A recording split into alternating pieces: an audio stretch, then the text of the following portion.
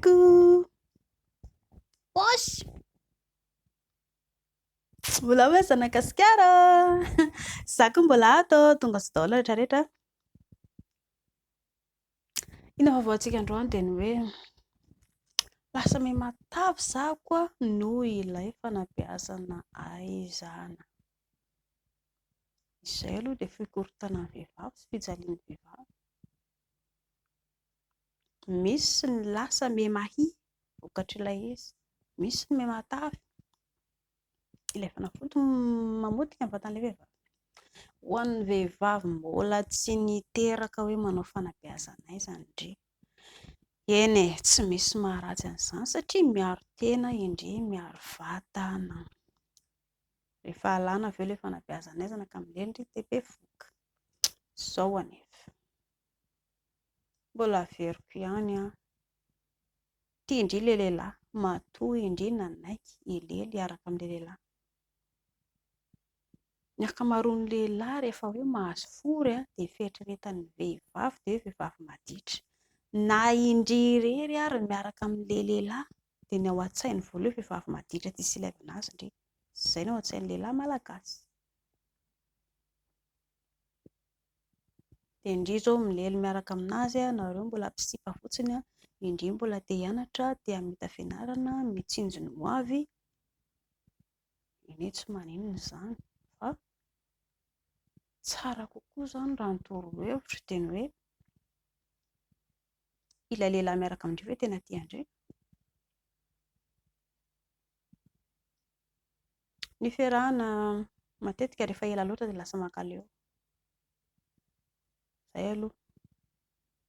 Indrindra fa ny lehilahy dia mora leo. Mody eo masondrio fotsiny izy mety tsara velantsisy fa ny ambadika eny izy dia sarigaika.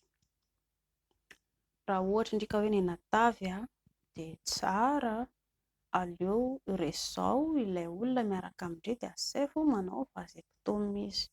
Izy indray no manao ilay fanabeazana aizana dia amin'izay ihany koa indry mba hoe milamina ny vatandry satria indry izao lasa miha matavy. Rahatrizay indray rehefa mieritreritra niteraka dia tsetsin'ilay tavy ilay ovaire tokony hivoaka avy ao anatin'ny tranontsasa hiaona amin'ilay tsirolahy. Dia fomba ahoana hanena vatana haingana ve indray mandritry ny herintaona sa sarotsarotra ange zareo ilay manena vatana eny? Anahy izao tia kibo be ako ity tsy hitako mihitsy izay hanaovana anazy. Sarotra ilay manena vatana izany hoe mila finiavana aloha ilay izy. Raha ohatra indrika tena hanena vatana tokoa dia mikotrana manaraka ny torohevitry ny mpampikotrana dia mety ilay izy. Raha ohatra indray hanenana vatana fahatany fotsiny dia sarotsarotra kokoa ilay izy fa izay ny torohevitra asaiko manao vasectomie ny lehilahy miaraka amindreo na mampiasa kapoty ianareo rehefa milena. Ny torohevitra dia mitandremana izany ara satria ny lehilahy biby.